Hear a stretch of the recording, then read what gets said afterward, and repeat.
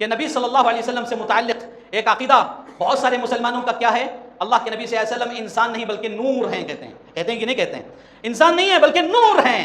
ہمارا عقیدہ ہے کہ اللہ کے نبی صلی اللہ علیہ وسلم نور نہیں بلکہ انسان ہی ہیں، کیونکہ یہ عقیدہ اللہ رب العالمین نے قرآن میں بیان کیا ہے۔ سورۃ الکہف کی جب آپ آیت نمبر 110 پڑھیں گے، اللہ رب العالمین خود پیارے نبی صلی اللہ علیہ وسلم کو حکم دے رہا ہے، قل انما انا بشر مثلکم یوحی الی، کہ اے محمد صلی اللہ علیہ وسلم آپ کہہ دیجئے کہ میں بھی تمہاری طرح بشر ہوں، تمہاری طرح انسان ہوں، بس میری جانب وحی کی جاتی ہے۔ معلوم یہ ہوا اللہ کے نبی صلی اللہ علیہ وسلم انسان ہیں، بشر ہیں، اور انسانوں میں سب سے افضل ہیں، سب سے ابتر ہیں، سب سے اعلیٰ ہیں، ان کے آگے کوئی انسان نہیں پہنچ سکتا۔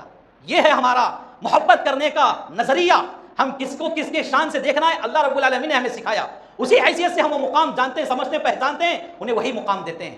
اور یہاں اتنا ہی نہیں، اللہ کے نبی صلی اللہ علیہ وسلم خود احادیث صحیحہ میں یہ بات بیان کی ہے، جیسا کہ میں نے خطبے کے شروع میں یہ بات بیان کی کہ صحابہ کرام رضوان اللہ علیہم اجمعین کو اللہ کے نبی صلی اللہ علیہ وسلم نے کہا لا تغلو فی دینکم، میرے صحابہ کی جماعت اپنے دین کے معاملے میں غلو مت کرو، اور اسی طرح نہ ہی میرے معاملے میں غلو سے کام لو، جیسا کہ عیسیٰ بن مریم کے ساتھ عیسائیوں نے کیا، ان کو اللہ کا بیٹا بنایا، میں اللہ کا بیٹا وغیرہ وغیرہ نہیں ہوں، انا عبد اللہ، میں اللہ کا بندہ ہوں، صرف اللہ کا بندہ، فقولوا عبد اللہ ورسولہ، اور آپ مجھے جب بھی مخاطب کرو تو بس اتنا کہو کہ میں اللہ کا بندہ ہوں، اس کا رسول ہوں۔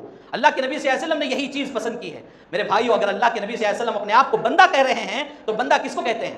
بندہ انسان کو کہتے ہیں، آدم علیہ السلام کی جو ذریت ہے اسی کو کہتے ہیں۔ اور دیکھیے ایک انتہائی مزے کی بات میں بتا کر اپنی بات ختم کروں، تمام مخلوقات میں سب سے افضل ابتر اعلیٰ اللہ نے کس کو بنایا؟ کس کو بنایا؟ انسان کو بنایا، اسی لیے اشرف المخلوقات کہا گیا ہے۔ تمام مخلوقات اس میں ساری مخلوقات آ گئی۔ معلوم یہ ہوا کہ اس میں فرشتے بھی آ گئے، فرشتوں سے بھی زیادہ مقام اللہ نے کس کو دیا ہے؟ ایک انسان کو، آدم علیہ السلام کو۔ دلیل، اللہ رب العالمین نے فرشتوں کو حکم دیا آدم کے سامنے سجدہ کرنے کا۔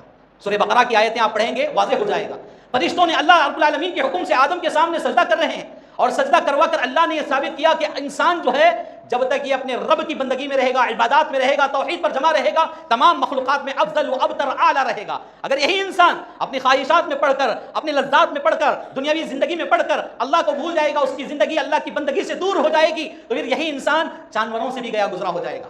اولئک کالانعام بل هم اضل، چوپایوں کی طرح بلکہ ان سے بھی گیا گزرا ہو جائے گا۔ یہاں اللہ نے ایک مقام بیان کیا، تو انسان کا مقام فرشتوں سے بھی زیادہ بیان کیا گیا ہے۔ تو یہی بات اللہ کے نبی صلی اللہ علیہ وسلم کے لیے بھی ہے، انسان فرشتے سے جب افضل ہے، انسانوں میں سب سے افضل کون ہے؟ پیارے نبی صلی اللہ علیہ وسلم۔ اب آپ کیا کہہ رہے ہیں؟ سب سے افضل مقام سے نکال کر فرشتوں کے صف میں نبی صلی اللہ علیہ وسلم کو کھڑا کرنے کی کوشش کر رہے ہیں۔ فرشتے نور سے پیدا کیے گئے نا، تو لوگ کیا کہتے ہیں؟ اللہ کے نبی صلی اللہ علیہ وسلم بھی نور ہیں، آپ کا سایہ نہیں پڑتا تھا وغیرہ وغیرہ۔ یہ غلط باتیں ہیں۔ احادیث صحیحہ میں کئی حدیثیں ایسی ہیں جو اللہ کے نبی صلی اللہ علیہ وسلم کے سائے کے ثبوت میں پیش کی گئی ہیں۔ اللہ کے نبی صلی اللہ علیہ وسلم چلتے پھرتے تو سایہ بھی پڑتا تھا۔